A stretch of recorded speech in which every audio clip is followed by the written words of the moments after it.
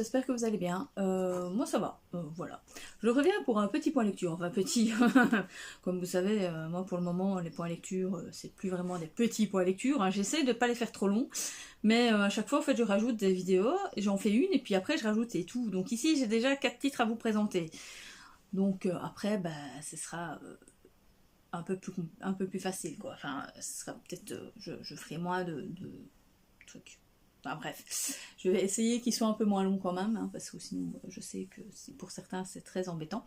Bon bref, je vais vous parler déjà de Anguille Zappa, qui est en tome 2 de la saga, je ne sais plus comment ça s'appelle, j'ai déjà oublié. D'une saga, voilà, d'un même inspecteur, j'ai oublié. Bref, je sais plus, c'est affolant. Je me fatigue. Enfin, bref, la booktubeuse en carton qui ne se souvient même plus des noms des personnages, c'est affolant quand même. Enfin, ici, c'est un service presse que j'ai reçu donc de l'archipel via NetGalley, que je remercie fortement. Donc, de Linda Laplante. Que vous dire. Donc l'histoire, ça se passe... Alors c'est du pur policier, réellement. Du pur policier. Ne cherchez pas du thriller, que ça soit un thriller, que ça soit haletant et tout. Ça l'est absolument pas. Mais alors pas du tout. C'est très lent, très plat, très procédurier. Enfin bref, non. C'est vraiment du polar quoi. Donc si vous aimez le polar, voilà. Il n'y a pas vraiment de meurtre. C'est surtout une histoire de cambriolage. Donc, au départ, il y a quand même, entre guillemets, un meurtre parce que on découvre, le premier chapitre nous parle au fait de deux enfants, enfin deux adolescents, qui se baladent sur un lac et ils découvrent au fait que dans ce lac, il y a je sais pas, quelque chose, enfin une voiture, une camionnette, enfin bref, quelque chose qui flotte, enfin entre guillemets, qui sort un peu de l'eau. Et donc du coup ils vont voir, et quand ils vont voir, ils tombent sur un cadavre. Donc il y a quand même une histoire de cadavre, mais enfin bref. Donc voilà, ça c'est le premier truc. Et ensuite, on part dans tout à fait autre chose. Ça se passe à Londres, il y a des cambriolages... assez régulier dans une certaine partie de Londres, et donc du coup ils font appel à un inspecteur qui est un peu plus chevronné par rapport à ça, et donc du coup ils résolvent l'enquête et tout, puis tout d'un coup il y a une autre série de cambriolages qui se fait ailleurs en dehors de trucs, et cet inspecteur, enfin pas l'inspecteur qui avait été appelé, mais celui qui a aidé à résoudre l'enquête, au fait, va... celui qui a aidé à résoudre l'enquête, eh bien, bon, il va partir, voilà. Et donc celui qui a été aidé va lui partir, vu que dans cette nouvelle enquête de cambriolage. Oui, je sais, c'est un peu... Enfin, je pense que je suis un peu brouillonne là. Bref, le personnage principal a été aidé pour la première série de cambriolage par un plus ancien. Et c'est lui qui va après partir... dans des résidences qui ont, enfin dans un endroit au fait où il y a des propriétés assez luxueuses. C'est des gens assez riches. Pardon. Et donc du coup ils vont se passer, et là il va se passer vraiment plein de choses et tout. Mais je vous dis l'histoire, voilà, je vous en dis pas plus parce que là je vous en parle déjà, c'est déjà loin dans l'histoire. Mais en même temps, il se passe pas grand chose quoi. Moi j'ai trouvé ça fort lent. Je me suis dit où est-ce qu'on va quoi, où est-ce qu'on m'emmène et tout, qu'est-ce qu'ils recherchent, comment ils font pour... Alors oui, on sent comment il va rechercher après les cambrioleurs et tout, mais je sais pas, c'était tellement procédurier entre guillemets à certains moments que ça m'a un peu voilà. Et alors surtout il y a un truc aussi qui m'a un peu plombé dans l'histoire, c'est le nombre de personnages. Habituellement, ils sont 2-3 sur une enquête, quoi. Ils sont pas 20, quoi. Ici, il y a 3 chefs, déjà. Tu te dis, wow. Et les gars, on va où, là? Il y a 3 chefs, et puis il y a notre inspecteur, et puis après, il y a 2 autres sur-inspecteurs qui viennent sur lui, et puis il y a des sous-inspecteurs et des sous-officiers et tout. Putain, il y avait une vingtaine de personnes, moi je ne m'y retrouvais plus au fait. Je savais plus qui était qui, à part le personnage principal. Mais j'ai essayé de me rappeler qui était le personnage principal. Mais le reste, après je savais plus quoi. Hein. J'étais perdue.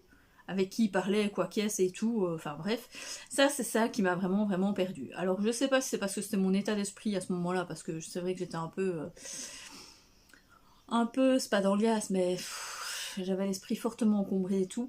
Donc est-ce que c'est ça qui a fait que voilà, que j'ai pas apprécié autant ma lecture que ça, j'en sais rien, mais en tout cas, voilà, c'était pas pour moi la grande claque. Je ne sais pas si j'en relirai de cette autrice. Voilà, je sais pas vous dire plus que ça.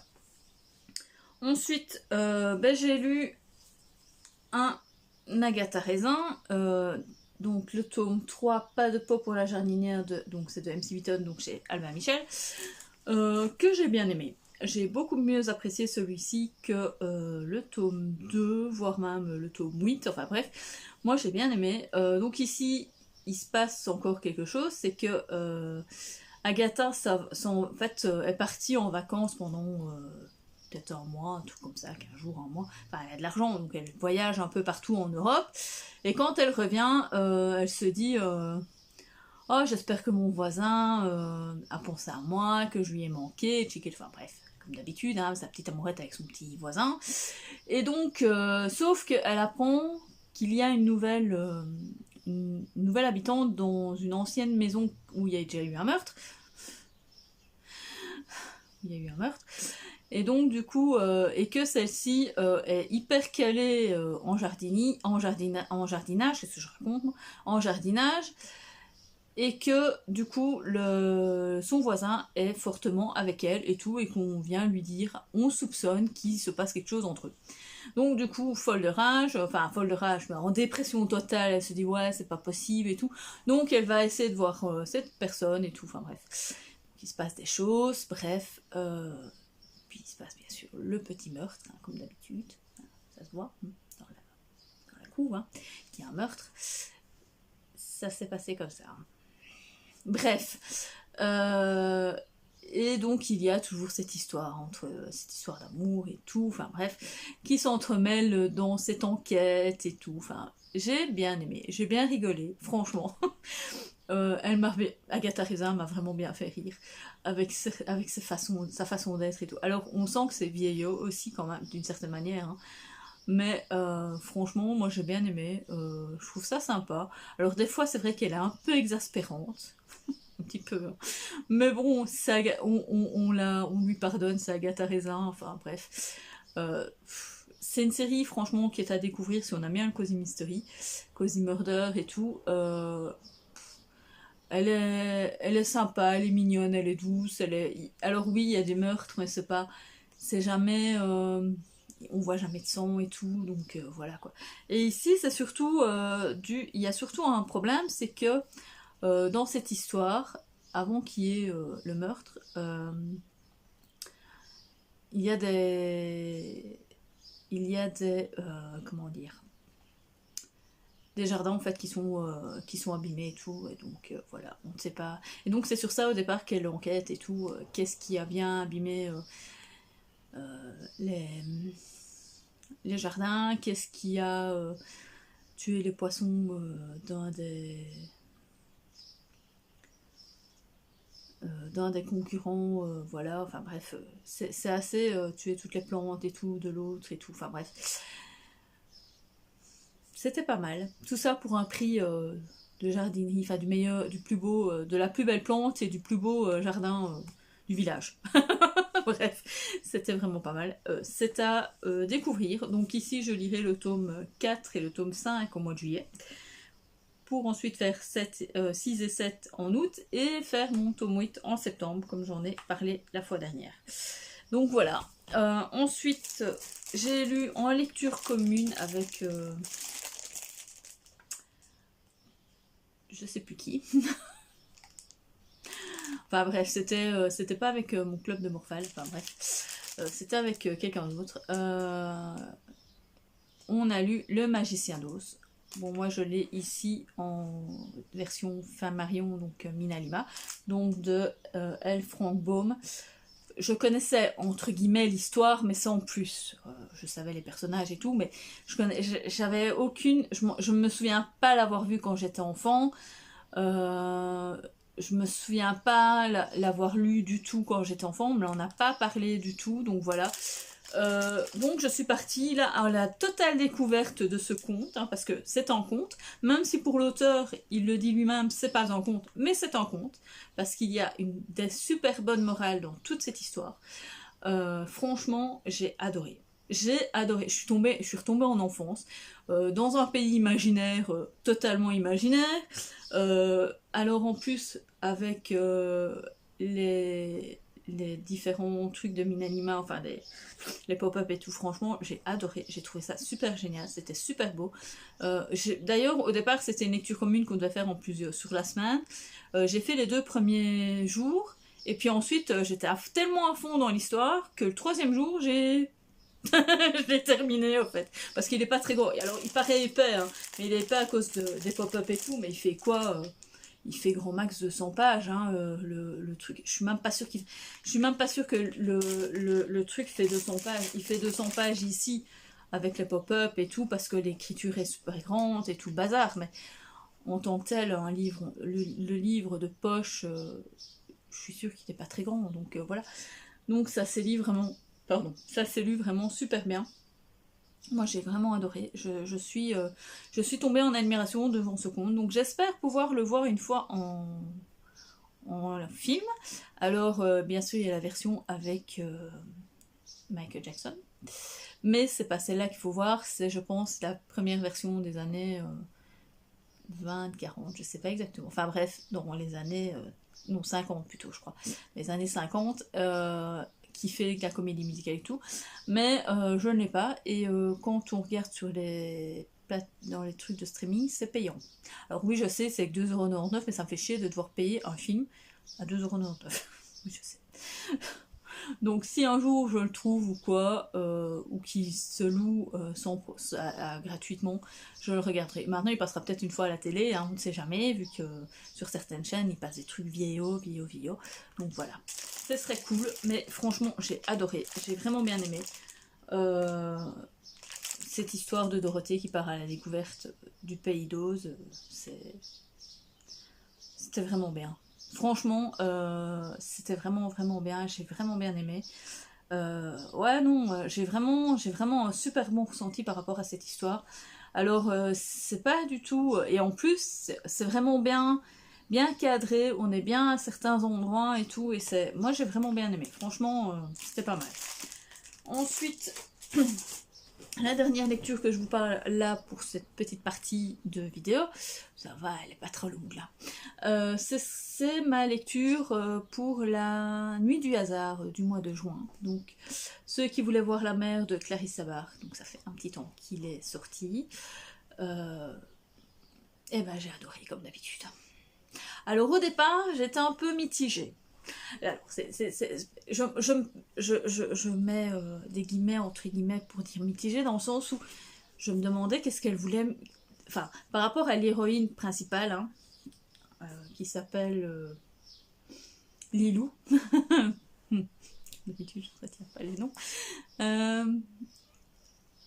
Je me demandais où elle voulait, enfin où ce que ça voulait en venir, parce que pour elle, au fait, il y avait rien de particulier. Alors oui, il s'est passé des choses dans son enfance, et donc du coup, elle veut le cacher et tout. Enfin bref, et elle veut se reconstruire, en fait, tout simplement. C'est une reconstruction. Sauf que donc elle arrive c'est près de Nice, hein, je pense qu'elle veut habiter, je pense.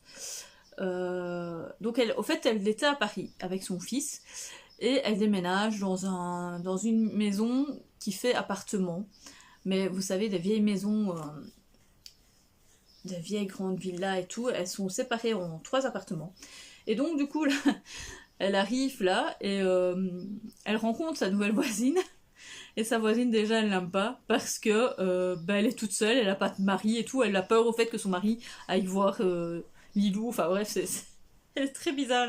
La voisine, elle m'a fait marrer pendant tout le truc parce qu'elle a vraiment des préjugés, cette voisine, mais alors à un point exagéré, quoi. Enfin bref. Et donc du coup, elle va être bibliothécaire, elle est bibliothécaire, et donc tous les jours à midi, elle va manger sur un banc dans le parc, et elle remarque qu'il y a une petite femme, une petite vieille, qui s'assied entre guillemets en face d'elle dans un autre, sur un autre banc, mais toujours au même endroit, et toujours là aux mêmes heures, quoi. Et donc du coup, voilà. Et à un moment, bah, elle sympathise, et elle va lui expliquer sa vie, au fait. Donc Liu va apprendre toute la vie d'Aurore. Et c'était... alors ça se passe... Alors il y a un petit pont par rapport à la Seconde Guerre. Maintenant c'est pas très grand, mais il y a un petit pont par rapport à ça. Donc il y a des choses quand même un peu violentes, entre guillemets. Et puis tout le reste, jusqu'à maintenant. Et c'était vraiment super génial. J'ai adoré. Alors en plus, c'est en plus une histoire... Enfin, plusieurs histoires d'amour. Donc il y a cette histoire quand même de l'histoire, hein, ce point de l'histoire, hein, dans le sens que bah, c'est une histoire avec le grand H par rapport à la Seconde Guerre, mais en même temps c'est l'histoire quand même bah, de Aurore, hein, c'est de toute sa vie, de ce qui s'est passé et tout. Et puis il y a bah, toutes ces histoires d'amour, toutes ces histoires qui sont entrecoises. Bref, j'ai adoré, j'ai trouvé ça génial. Et à la fin...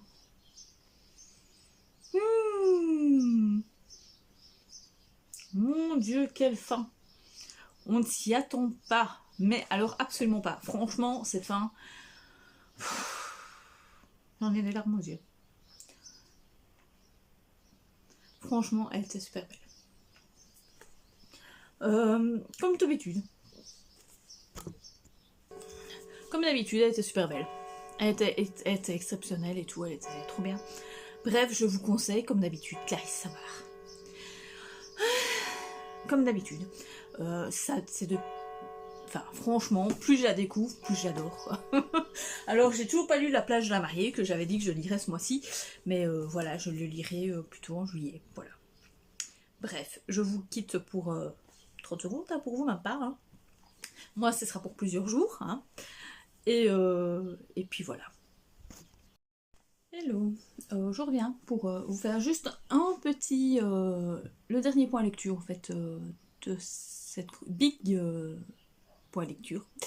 Je vais vous parler donc de Witchwalker, qui est une saga un peu romantique, mais bon, fantasy. Et le tome 1, c'est Le Faucheur de sorcières, de Charissa Wicks, chez Lost Kingdom, donc chez Bookmarks édition. Qu'est-ce que je peux dire sur ce livre? Bon, déjà, l'histoire est un peu... elle est pas mal, j'ai bien aimé. J'essaie de me rappeler au fait de l'histoire parce que ça fait déjà un petit temps que je l'ai lu. Désolée, ça fait vraiment un bon moment que j'ai lu. Je me souviens déjà même plus des noms et des prénoms. Ne me demandez pas, franchement. C'est juste qu'il y a une fille qui est... Donc, ils sont dans un pays où, qui est gouverné par plusieurs rois et tout. Le roi de l'Est, la reine de l'Est, enfin bref, le roi du Nord. Ici, c'est surtout le roi du Nord. Et le roi du Nord, en fait, tous les X temps, il envoie en fait son faucheur de sorcières pour avoir plus de puissance et tout. Enfin bref, un truc comme ça. Et donc du coup, le faucheur de sorcières a déjà enlevé la grande sœur de notre héroïne, que je ne sais plus son prénom. J'ai oublié. Désolée. Donc en fait, cette héroïne, donc elle en veut énormément au faucheur de sorcières, et cette nuit-ci, enfin là, doit se passer justement ce nouveau, cet enlèvement, enfin bref. Donc on va... comment expliquer, sauf qu'il se passe un truc totalement différent de ce qui va se passer, enfin de ce qui devait se passer. Donc elle voulait tuer, mais tout compte fait, il va se passer des choses qui font que eh bien, le faucheur de sorcières ne va pas prendre de personne parce qu'il y aura la guerre avec le sorcier de l'Est, si je me souviens bien. Je sais plus exactement, enfin bref. Ça date il y a très longtemps quand même, donc j'ai vraiment du mal. Et alors du coup, ils vont au fait s'associer tous les deux pour elle sauver sa sœur et tuer en même temps le roi, et en même temps lui pour sauver le roi. Bref, il va y avoir plein de choses, ça va bien, ça va se passer dans une contrée et tout.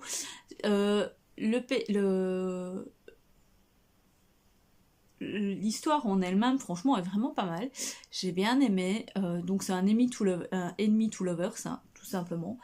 Euh, il y a quand même deux scènes un peu, voilà, mais ça va, ça ne choque pas dans l'histoire, donc ça va. Voilà, enfin je sais pas quoi vous en dire vraiment parce que j'ai bien aimé sans avoir bien aimé en fait. Je sais pas expliquer. Et ici j'ai très peu de souvenirs de cette histoire, si ce n'est que c'est une grande péripétie. Il traverse tout le pays et tout, enfin bref, pour essayer d'aller sauver ce roi du Nord, si je me souviens bien, euh, qui va être emprisonné et tout, enfin bref. C'est pas mal, c'est juste qu'à un moment j'avais un peu du mal à me situer au fait dans l'histoire, enfin, pas dans l'histoire mais dans le contexte, en fait dans le monde, c'est ça, dans lequel notre autrice veut nous montrer, et donc du coup j'avais un peu du mal, mais bon, j'ai pas trouvé ça mauvais, ça s'est bien passé. Maintenant j'ai la suite, c'est bien, j'ai pas la suite entre guillemets, ça va pas me tracasser plus que ça. Maintenant, ouais, c'est vrai que j'aimerais quand même bien savoir ce qui va se passer, mais c'est pas ma priorité, quoi. Réellement, voilà. J'ai pas hyper accroché à cette histoire. Elle était pas mal, mais voilà, c'était pas. Franchement, mais enfin, le monde était vraiment pas. Par contre, ça pour ça, le monde était vraiment pas mal. Il était vraiment différent.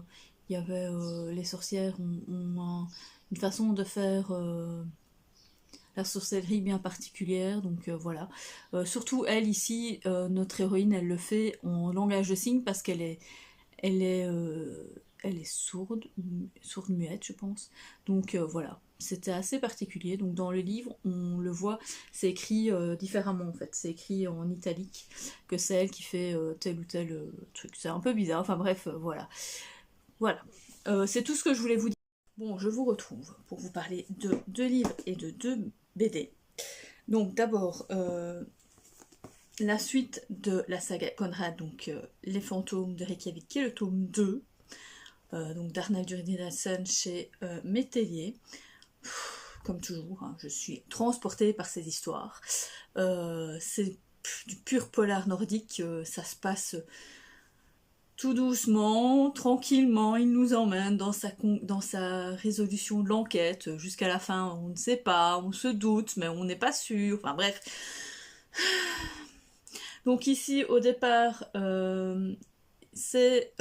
Conrad est appelé par les grands-parents au fait de Dani, donc qui est une jeune femme, je vais dire ça comme ça, elle a 18-19 ans, qui a disparu parce qu'elle se drogue. Et donc du coup, les grands-parents, et comme elle a perdu sa mère déjà quand elle était enfant, c'est ses grands-parents qui l'ont éduquée et tout, et donc du coup, ils savent pas où elle est et tout, enfin bref. Donc il part d'abord pour faire cette découverte, enfin bref. Et ensuite, il va retrouver la fille, enfin bref. Le problème, c'est que je peux pas trop vous parler de tout ça, mais bon, enfin bref, il va trouver aussi, sinon après, il va refaire une autre enquête.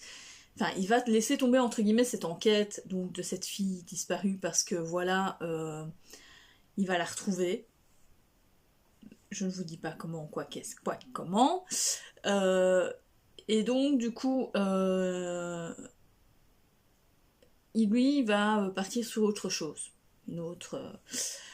qui est un peu plus un cold case, hein, comme d'habitude, parce que lui c'est plus des cold cases qu'autre chose, hein, c'est comme Erlandur c'est souvent des cold cases.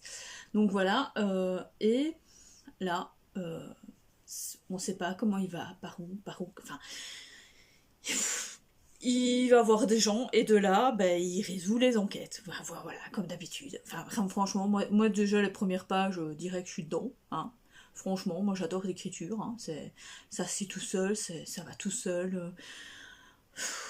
Alors oui, il n'y a pas de page turner, il n'y a pas de grand, enfin il n'y a pas de suspense énorme, c'est juste que il y a une ambiance comme ça un peu froide, parce qu'on est à Reykjavik, donc on est en Islande, hein, un peu sombre aussi, parce que forcément ça dépend quelle période on est, mais souvent soit il fait très noir tout le temps, soit il fait très clair. Donc voilà, ici je ne sais plus, ça se passait, je ne sais même plus quand est-ce que ça se passait, je pense que ça se passe quand même en hiver, donc enfin ou en automne, enfin bref, je sais que il faisait quand même assez noir. C'est quand même un peu oppressant, mais sans plus, enfin c'est pas, voilà, bref, c'est une certaine ambiance quand même, mais bon, j'aime vraiment bien, je continue sans problème la saga, d'ailleurs j'ai déjà le tome 3 là qui m'attend, donc voilà, les remords, c'est les remords... c'est la pierre du remords. Donc voilà, bref, j'adore. Je vous conseille toujours Arnaldur Rilasen, que ça soit en one shot ou en saga. Ensuite, là je vous parle d'un big coup de cœur. Mais alors, c'est un coup de cœur, un coup de cœur, un coup de cœur. Je m'attendais pas du tout à ça. Alors, tout le monde m'a dit, tout le monde sur la toile disait ouais c'est trop génial et tout, il faut qu'on le lise et tout, lisez-le, enfin bref, même Séverine il est bien ce livre, il a dit que c'était un très gros coup de cœur, donc je me dis ouais, enfin bref quand même quoi, le titre et tout, enfin bref, eh ben si, c'était un vrai coup de cœur pour La femme de ménage, donc de Freda McFadden chez City Edition, donc thriller domestique grand public, hein, pour tout le monde. Franchement, c'est un peu du style du Mary Links-Lark, hein, on va dire ça comme ça, c'est grand public. Hein. Mais alors, je m'attends pas du tout à ça, quoi. Mais je m'attendais pas du tout à ça. Je crois que personne ne s'est attendu à ça, en fait. Tellement qu'il y a... Alors, c'est pas page turner dans le sens... voilà... si, c'est... Enfin... Il se passe plein de choses, mais c'est pas à ce point-là quand même. Mais les personnages se dévoilent sans se dévoiler. Enfin bref, c'est un peu bizarre. Ils nous mènent par le bout du nez tous les trois, parce qu'il n'y a que 3 personnages. Hein. Enfin, on va dire 3 et demi, parce qu'il y a l'enfant quand même qui est dans l'histoire. Mais l'enfant, il va pas vraiment, voilà quoi. Donc du coup, qu'est-ce qu'il y a d'autre? Il y a... c'est l'histoire, au fait, tout simplement, d'un couple basique, hein, normal, avec un enfant. Et la femme décide, du jour au lendemain, de prendre une femme de ménage. Je pense, elle donne sa chance à Millie, qui, elle a ses secrets, bon, on le sait tout de suite, hein, elle a fait de la prison, donc voilà. Elle pense qu'elle n'aura jamais le poste et tout, parce que forcément, elle n'en parle pas, hein, mais bon, si on va un peu si on cherche un peu ses antécédents, forcément, voilà quoi. Et donc du coup, Millie va être engagée dans cette truc, et il va se passer des choses trop bizarres. La femme va perdre la tête et tout, enfin bref, c'est trop bizarre. Mais alors, il y a des cliffhangers dans ce livre. On s'y attend pas, quoi. Franchement, et alors cette fin, oh purée, quoi. Franchement, je m'attendais, mais alors absolument pas à ça, quoi. Mais c'est génial, quoi. Enfin, c'était vraiment génial. Alors, le pitch de départ, franchement, il donne pas plus envie que ça. Bah non, une femme de ménage qui arrive dans une maison, voilà, quoi. Mais je vous demande, enfin franchement, faut pas trop lire la 4e de couvre. La seule truc qu'il faut lire à l'arrière, c'est le premier paragraphe, parce qu'il y a plusieurs paragraphes à l'arrière. Hein. Lire le premier là et pas le reste, entre guillemets. Enfin, vous voyez, pour pas trop... Enfin, c'est pas que ça spoil, mais... Moi, franchement, c'est juste... J'avais juste entendu le pitch, et encore, je me rappelais plus exactement, parce qu'avec tout ce qu'on nous parle et tout, je me suis dit, je vais lire, j'ai même pas lu le 4e de couvre, rien du tout. Je me suis dit, allez, on y va, on se lance, et franchement, c'est comme ça qu'il faut faire. Il faut se lancer dedans, et ne plus en sortir. Ah oui, non, franchement, j'ai adoré. J'ai franchement adoré. Alors, il y a le tome 2.